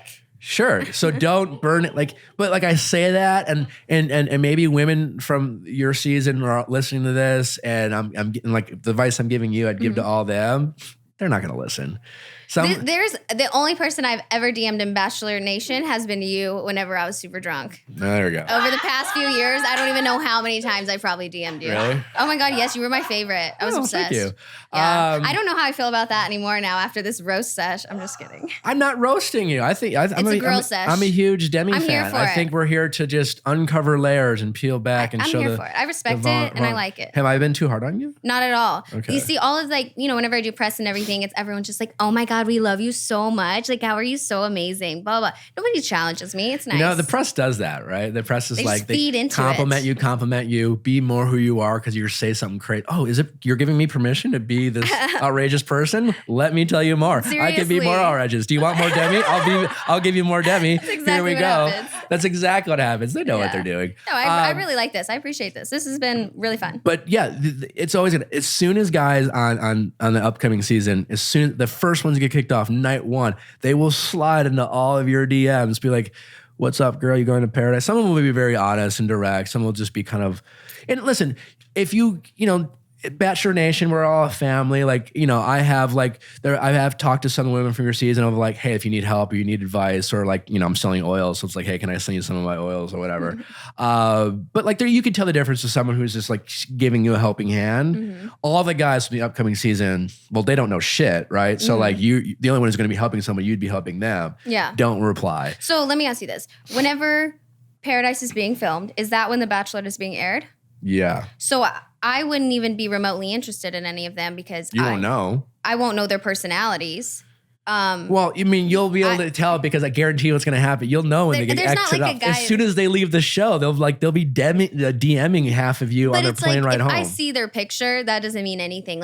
I usually don't think most guys are attractive until their personalities and their personality changes. Everything. I am concerned the same way I was concerned. I was more concerned. Women do mature faster than guys. Mm. Colton was young, so naturally you're going to have younger women. Hannah is young. So yeah, you still have older guys and it'll generally, I'm assuming, be a younger group. You'll have more guys who are 26, and that's 27. so concerning. It's going to be a shit show. It's going to be a bunch of fuckboys trying to get it in on the beach. It is. It's going to be, I think it's going to have remnants of like JoJo's season. I didn't watch her season. Like there's some good guys in that season I'm friends with. A lot of shitty, what else? A lot of fucking shitty dudes who are just like fucking, I don't know. I wasn't like the guys there are like they came in with their Instagram plan and they came in with their like, here's what I'm going to do, their influencer plan. And it was very transparent. And I feel like you're gonna see that a lot with some of the guys on I see right through it. I see right through. Like anyways, I can read a person real well. But you know what? Still go to Paradise, have fun, be vulnerable, go there to fall in love, be open to falling in love, be open to getting your heart broken, and just remember the best thing that ever happened to someone in the Bachelor world is getting dumped. The best. Not in the moment. People feel bad for you. All right? Like I mean, it sucks. It hurts so bad. Like I remember whenever I got off the show and they were like, the producers are like, your ending is really good. Your ending's really good. And I'm like, my ending was terrible. Sure. Like that was so humiliating. That was painful. Like I was embarrassed. I was rejected. I was like, I don't understand how everyone's going to be like, wow, that pathetic girl. Totally. Yeah. She was so confident and she went in there. But whenever it happened and then I watched that episode and I was like, oh my gosh, like I'm humiliated all over again. People were like, oh my God, like they felt protective over me. Yeah. And I was like, what? Everyone's best moment. I mean, when Caitlyn broke up with me and I felt embarrassed. I was 2-time runner-up. I felt a lot of things, angry, mad, I couldn't believe that she did all these things. But like shortly thereafter, I still had frustrations with how things played out with Caitlyn. But there's no denying that her willingness to like do that and take me that far 100% was in my best interest from a people feeling for me and people coming around on me. If she breaks up with me the same way Andy did, or I was like a third runner up, I'm never the Bachelor, not even remotely close. And so yes, you don't listen. If from a personal standpoint, it sucks. Yeah. Like but like just go with it, be real, be your authentic self, let things play out. Be funny, be vulnerable, and you will potentially be the queen of the beach. The queen of the beach. But like, you can't guarantee that. And when you start negotiating with producers about that, that's when you get yourself in trouble. Yeah, I mean, be one of the first people on the beach. I didn't have to ask for anything that I got whenever I was on The Bachelor. Like I didn't ask to be the first one out of the limo. I didn't think that was going to happen. I think that they just knew that it was my personality. Yeah, you are a fun person to watch. You aren't safe. Keep doing that. That's how Hannah got to be the Bachelorette. That's how you became a fan favorite of the show. And Paradise is your perfect environment to like be a little edgy without being, because you can't really be the villain the same way you could be the villain in The Bachelorette. Yeah, and I mean, there's no interrupting. You're not gonna like. You're not gonna be like. No one steals people in Paradise. Yeah, I mean, I don't know. Yes, they do. That's the whole concept. Oh yeah, like the dates that they get. No, not the same way in The Bachelor. There's like, excuse me, can I steal you for a second? They're like, it's like, excuse me, can I take you on a date? Even though y'all have been dating for the past 2 weeks, I'm gonna go ahead and ruin this. Let me sabotage this relationship before it even gets anywhere. I'm sorry to say this, as a fan, I look forward to seeing you going on a date, liking a guy, and someone swooping in and seeing you react. I'm curious. You. Sorry. I want to see how you react. It's an opportunity for it's gonna hurt. In that moment, just remember, it's an opportunity. Whatever. It's an opportunity to show like how you would handle. Yeah, it is. I'm sorry. Yeah. I'm thinking like a producer. I don't accept your apology. Yeah, you are thinking like a producer. But just I'm preparing you, Demi. Like just remember, think back. I thought about that. You want to you're gonna want to say and do all these things, but before you do or say anything, just remember this is an opportunity to like. This is an opportunity. This is an opportunity. But then, do you get to like script it at that point? You're getting to like you're thinking too much into it. It's not organic anymore. Be who you are, but don't be mean. No, don't be mean. I never know where that line is. Yeah, you do. You're smart. As another woman in the room, and we can cut this out, but I just want to say, I feel like there's a little bit of mansplaining going on, not to be rude, but I just want to talk about it and see if you feel that. You can roll your eyes. The mansplaining. I'm not mansplaining. I'm explaining as someone who knows how to navigate that world, regardless of my gender. It has nothing to do with mansplaining. I mean, we are going to cut this out. I was on my friend HuffPost podcast, and their fans were like, "Oh, Nick was mans." I have 2 people on the HuffPost podcast explaining to me how things went down behind the scenes, and I'm just like, tell me more about the show I've done 4 times. Yeah.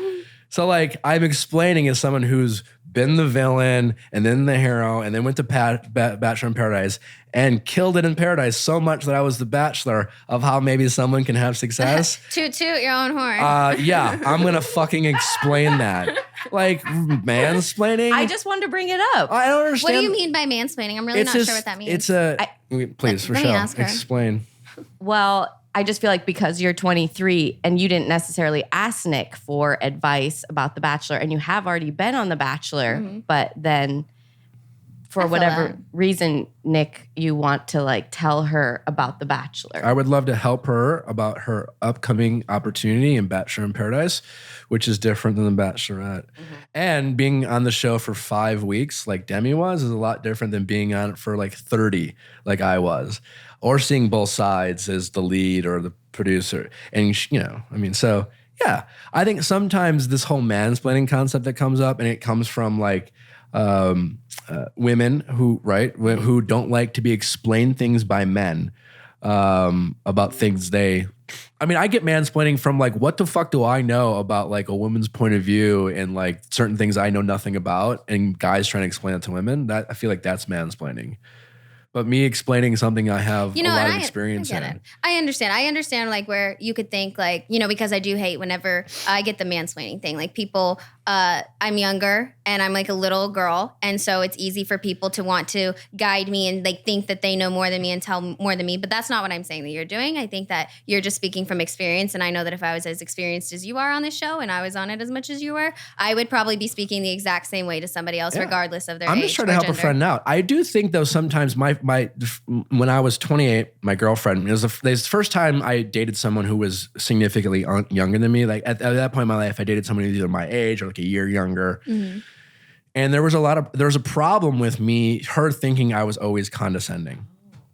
Yeah. And I think to some truth, I think you can be condescending. I do think sometimes it's impossible not to at least, are you being condescending or is that other person being defensive and it comes across as condescending? Because sometimes through experience comes perspective and explaining things. And sometimes people don't like to be explained things by people who are their equals, right? Like if you're dating someone and someone is, you're dating. So you're equals, you come to each other for advice and vice versa. But someone, especially someone who's 21 versus 28, there's a lot of things that they've been through. And so like, there's a way to do it and a way to not. You can be less condescending. But sometimes it was like, well, I don't know. What do you want? Do you want me advice? Because you're asking me for advice, but how do I give it without not mansplaining or being condescending? I don't know. Like it's hard because you want to be honest. And you can't like try to be sensitive to someone else's feelings like all the time, because I think that if you're dating at that point, then you should understand that person's like not coming for you. And you're just trying to be honest with them and you're trying to help them out. But I do think you have to be like aware of how you word things. Yeah. No, I mean, I definitely can always be condescending. Yeah. I just think it's something interesting to, be aware of and talk about. Yeah. I do feel like I'm kind of talking to my dad a little bit. I mean, hey, I'm trying to. But it's fine. I love my dad. He's the best. I appreciate him the most. I like you. I think you're a cool character. And I think sometimes a lot of people in your position will go to Paradise and burn out. That's not happening. I didn't think Corinne thought that was going to happen either. I'm not Corinne, am I? I'm not saying you are. All right. But I just don't want you to fall in the trap. Well, I appreciate you looking out. Yeah. I think you're going to be a rock star. You should definitely go and you should be the queen. And, maybe I'm all wrong. Maybe I don't know what the fuck I'm talking about. I think you do. I think you know. Maybe I'm just the guy who just... No, stop. I think you know what you're talking about. And I think that you're giving me some great advice. And I appreciate it. And I appreciate you challenging me. I need it. I'm taking one for the team here. I'm going to get a little heat. It's fine. I don't think so. I think people will appreciate it. Everyone's going to be like, Demi, girl's chill. She's a cool hang. I'm going to be best friends with her. Yeah. We're like, Nick, that fucking asshole, man. Time for some questions with fans. All right. Well, I'm Nick. This is my friend Demi. You may or may not recognize her. I don't know if you watched The Bachelor. Oh yeah, what's up? Hey. How can by the way, thanks for calling, Ryan. We want more guy callers. We want more questions from guys. So thanks for taking one for the team here, buddy. Thanks for listening. Yeah, no problem, dude. Check out the pod and it was sick. Awesome. Tell me about what's going on in your world. How can we help? Dude, I don't know. Okay, so I'm about to graduate college and whatnot. I go to college up in Colorado State, but the past couple girls I've talked to, things have gotten I don't know, somewhat serious. In between the point where things really take that leap where I just start committing to my life to theirs. Things just kind of there's that disconnect, and I don't know what's been happening. Every single time it gets to that point, the girls always end up breaking it off. And I don't know if I'm just crazy or what the fuck's happening. How many times has this happened? I'm not really sure. Yeah. I'm sure you're not crazy. I don't know. This past girl, everything was going great. Met her parents over Christmas and whatnot. And went back to school and continued seeing each other. Started hanging out more with her friends and more with started connecting our lives more. I think and all of a sudden she became busy, I guess. That's what her excuse was. She was yeah, I'm busy with school and work, so she no longer could. When you wrote in, you said you were afraid people thought you were a fuckboy. Yeah, so I don't know. Yeah, so yeah, or they'll when I talk to other girls, I try I've dated around and whatnot, but I'll date with other girls, and I feel they'll just use me and hang out for a little bit. And then they have no serious intentions of anything long term. They'll look at me and just want to hang out and literally for the short term, if that makes sense. So yeah, they just look at me as a piece that they can just hang out with for a night or a weekend or what. You're a fun hang.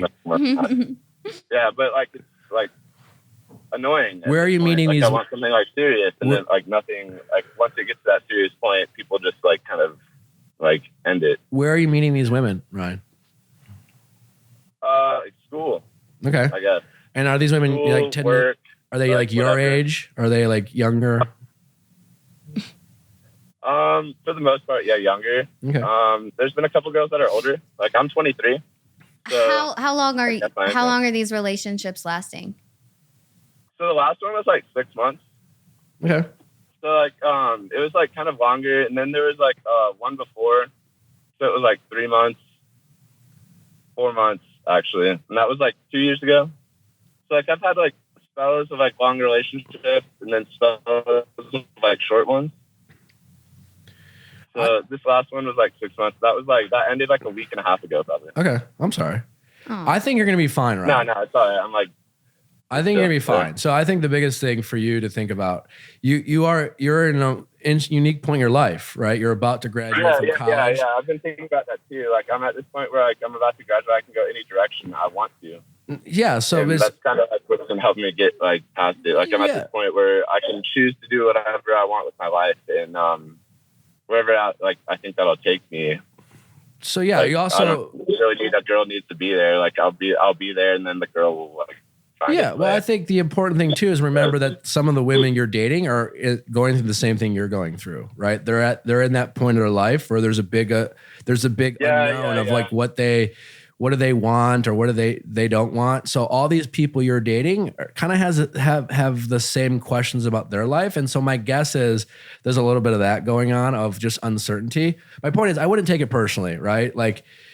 At your age, I think the fact that you have these intentions of wanting to be in a committed relationship is a good thing. I think there's a lot of guys your age who have no desire and they just want to fuck around. And if they want to, that's fine. I think those guys should just be upfront right away with the women they're dating at the risk of maybe being fuckboys. But hey, that's what you are. I think that too. I think that if you focus on being, independent in yourself and you make sure that you don't give your whole life over to these girls, I think that it's pretty sexy whenever someone is okay with or without a partner in their life. And I think that you just need to like focus on doing you and not sit around and focus on how much you want to be like involved with these girls and like be around them all the time. And remember, like you have a life of your own and don't be like dependent on them.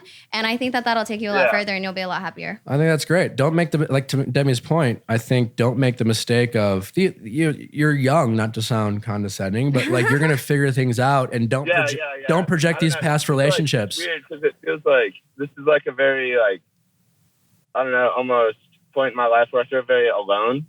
Aww. Because like everyone, like I'm getting that disconnect from everyone like I grew up with. I'm like going into my career and my life now. Yeah. So I'm like starting to get to that point where I'm like, it's just me now. That's very honest. And his DMs are about to fill up with a bunch of girls. Seriously. Listen, Ryan, when I was your age, like, I feel like that's just like, it's kind of like difficult to go like down that like by myself. So that's like kind of why I'm like feeling the stress. You know, like this like relationship kind of like stress hitting me. Try not to stress out, buddy. That, like, Try not to stress out. Try not to stress out. I think I've said this before. I freaked out when I turned 25. I think that point, like your mid 20s, is a very.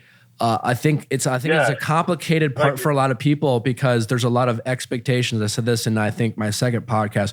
When you're younger, when you're 16, 17, 18, you're thinking about what you think you should be, right? You're setting all these dreams. I don't know what you thought about when you're 18, but you probably thought about what car you're gonna drive at 23, 24, what your first job was gonna be, how much money you thought you're gonna make, if you were gonna get married. All these expectations, you set it yourself at this early age, and now you're at the point in your life where you start figuring out, have I met any of these goals? And the answer is you probably have met none of these goals, and that's normal. And so don't get too hard on yourself. Yeah. It's a different time too. We don't mature. Yeah, I've never been hard on myself like goals wise because like I've always been content like where I'm at in life. Like I've never really like ever stressed like because of that. It's just I don't know. Yeah, it's just like a weird transitioning point in my life where I think like it'd be nice to have like someone there that I could go through and talk to and like make these like have these conversations at pivotal points in my life with. You know, have you ever tried just having like female friends to talk to you about this stuff? Oh, dude, I have tons of them. But like they're a dime a dozen at this point. I guess. Well, that's okay. I think the biggest takeaway is don't feel like you need to find a girlfriend right now. I think it is important. I mean, if you meet some girl and you really like her, go for it. And in the meantime, enjoy your female friends or your male friends. You don't need someone to always Netflix and chill with. Get comfortable and get better at being alone because I think at that age it's very uncomfortable sometimes. You can feel lonely. Like you'll have to like almost break through a little bit to like be okay with not judging yourself for feeling like you're supposed to have someone next to you. Because I think at that age I did that too. It's like, well, why don't I have a girlfriend or why? And then I was mean to myself. Like I go home and my mom's stressing. She's like, "Oh, why aren't you bringing this chick home for like Christmas or like Thanksgiving or whatnot? You're 23. You should be." No, you shouldn't be. Strong, independent man who don't need no woman. No disrespect to your mom, but she's not right. If you meet someone you like, you should bring them home. But like, don't play house. Like, this is not the time to like, try to like someone just so you can bring them home for Christmas and not feel lonely. And I was there, buddy, and my first girlfriend, like it was this idea of like, oh, I can't believe I'm single on Christmas. You're 23, dude. Go have some fun. And if you're lucky enough to meet a lady that you care about, take it slow with her. Don't feel the pressure to take her home for Christmas. Don't feel like you have to move in after dating for a year because both are leases up and you're trying to save money. I mean, chill out, take it slow. And like, in the meantime, enjoy being single, get to know your friends, open up to them, and you will and just don't force it. I think you're in that point in your life where you're going to make the mistake of trying to have a girlfriend and forcing the issue. And this is, I think, a really big opportunity for you to really get to know who you are. I didn't get to know myself until I was like 28. So if you figure it out anytime soon, you're beating me. So I think it'll be okay. That's what I've like kind of been focusing on. I've been focusing on like the goals that I need to meet every day to like make my own life like successful. Like starting from like basics, like sleep when I wake up, my whole schedule, like all that kind of shit.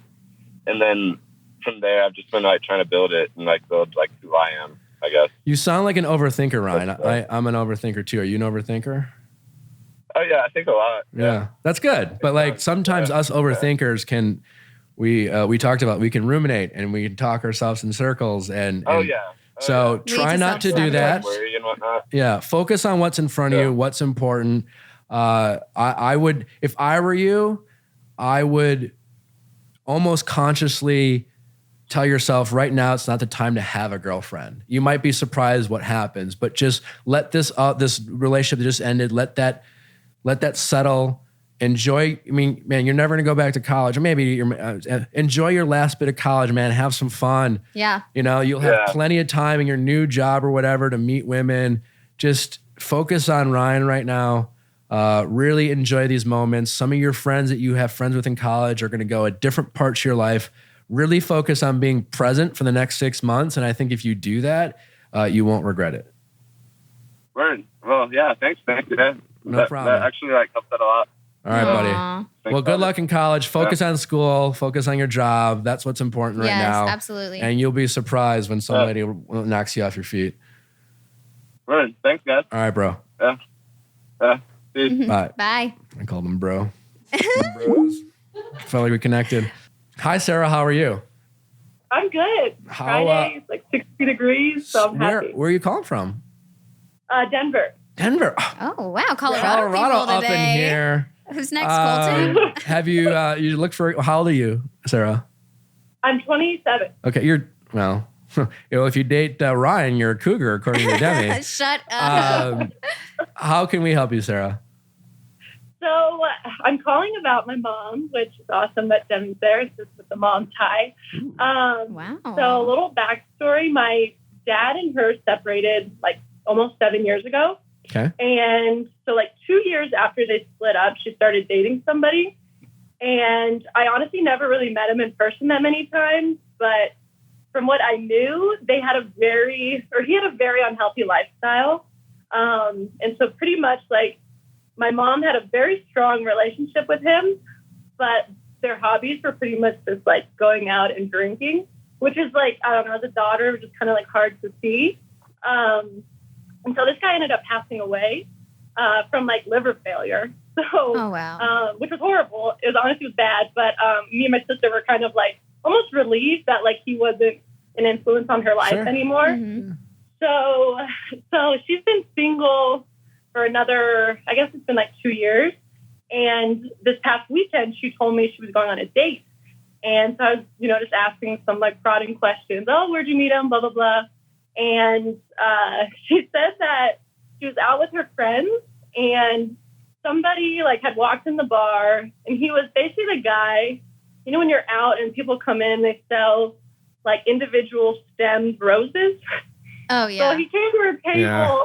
So cheesy. Yeah. And like, I don't know, my perception, like, I don't want to be super judgmental, but like my experience with those people is that like, they're like nearly homeless. So, I don't know. It's you got to respect the grind, Sarah. The grind. Yeah, totally. I'm like, she's working. That's amazing. Okay. I just know my mom's past and like, she just has this like tendency to like be attracted to people that she can really help or that need help, but it doesn't really help her. And so my sister and I were pretty like honest about her past relationship. And it didn't go over the best. So I'm just asking advice on how to kind of take this away, Demi. This is the story of my life. My mom has always dated men who were no good for her, and she thought she could help them, and then it ended up, getting her into more trouble, kind of living their lifestyle, or like adopting to the lifestyle that they were in. And I spent my whole life, trying to help her and telling her like her worth and telling her how much better she is than all of this stuff, and crying with her and doing everything that I could, but as the daughters, it's not our job. Like I had to realize it's not my job to do that anymore. And there's nothing that I can say that's going to help her. She's going to do whatever she wants to do. Like, she's a big girl. It's hard, but it's kind of like you can be there for her and like always love her and support her, but you cannot change what decisions she's going to make. So, just be there whenever she needs you. Don't judge her. Don't be spiteful to her or anything, but there is nothing you can like proactively do to help her. Like she's going to do whatever she wants at the end of the day. Yeah. I mean, nicely said, Demi. I have nothing really to experience with this. I can't relate. So Demi has a better perspective on this than I do. All I could try to add is just reiterate what she said. And I think you can only, when it comes to family, you know, whatever, we love them. We don't always have to like their choices.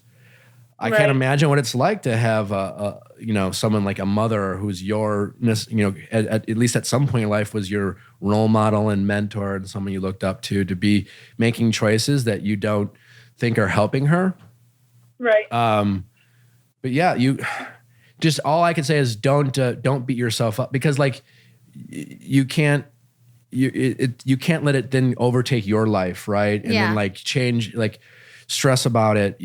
I bet sometimes all you can do is just be there for them when they fall, you know? And that can get a little stressful, but just always be there and love them because she's your mom, you know? And you can certainly share your thoughts if she asks you, you know, be honest with her. I'm assuming you're honest with your mom when she's like, hey, I know, I don't think it's a smart idea, but exactly, you're going to do what you're going to do. Yeah. And like you said, like just be there for her, love her no matter what. You know, don't feel bad either that you're not doing something about it, because there really is nothing you can do. You will waste all of your energy trying to help someone who isn't going to listen at the end of it.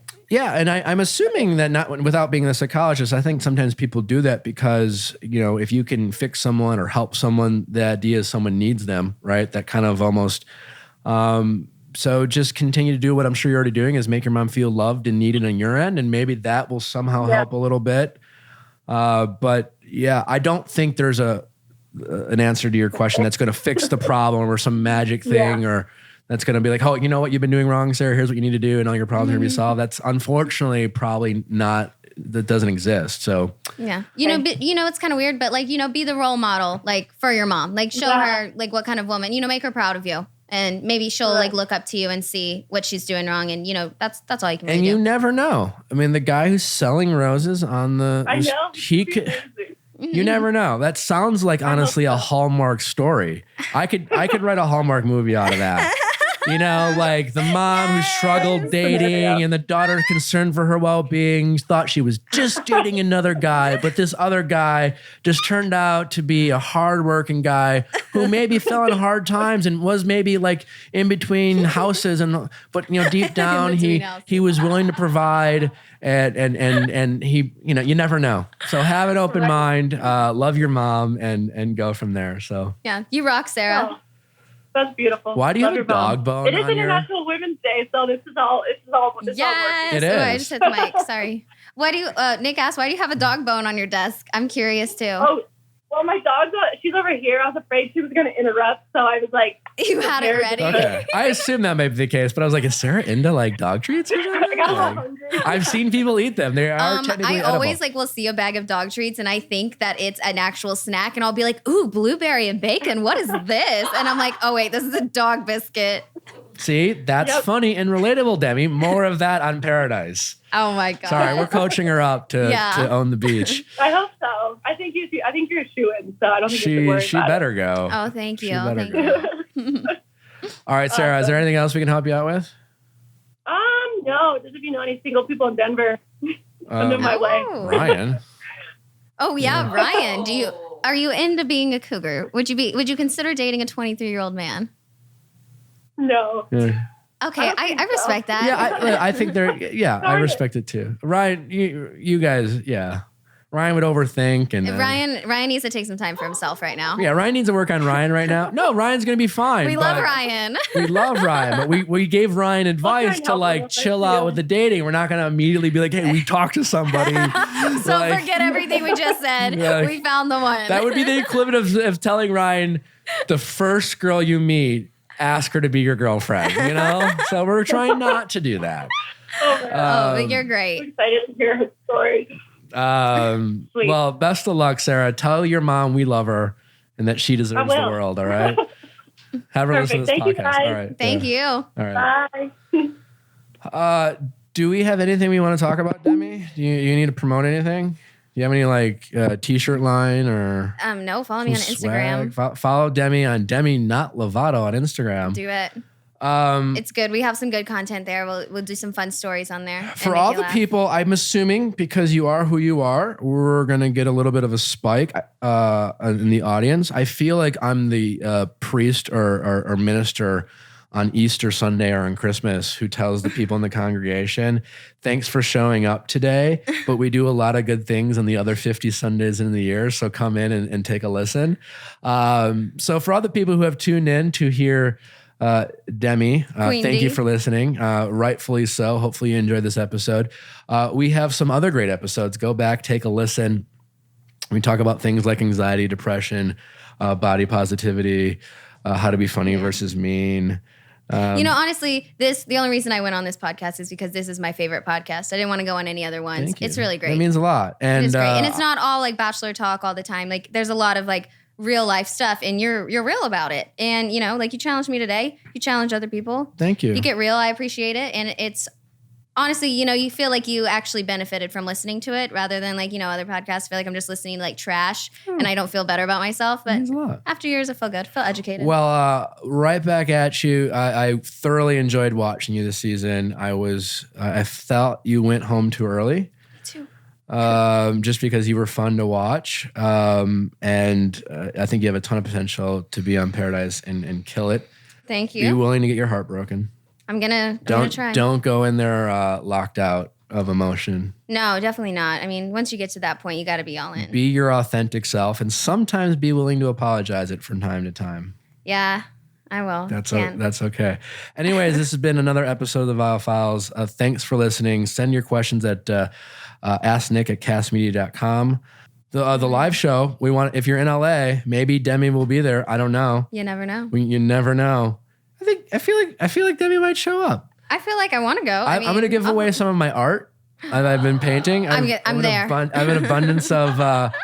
Feel free to check out my Instagram on paint therapy. I'm doing some of that stuff. I was commenting on your live whenever you're painting, and I was like, "Paint me, Nick." I was like, "Paint me in that tree right now." I had to Google "paint me like one of your French girls." It's from the Titanic. I've been getting a lot of those comments. You didn't know what that was? I remembered it, but when it happened, it's like one of the biggest memes ever. They will put everything into that meme. It's fine. Well, anyways, there's been a handful of those on my Instagram. I'm like, what do you mean? I don't have any French girls. I don't. Thank you again so much, Demi, for coming. I really enjoyed it. Demi is a delight, people. There is more to Demi than the Demi that she thought you wanted to see on the show. Aww. But we look forward to seeing more of you on Paradise, and maybe you'll come back on the show, and maybe you'll be at the live show. Yeah, thank you for having me. This was seriously it was so much fun. I love this. All right, it's a good environment. Yeah, it's fun. We do it right here. Yeah. Anyways, this is good. Natural Habits Essential Oils, NHOils.com, 20% off. Make it natural. Yeah, I'm excited to try mine out. Have a good week.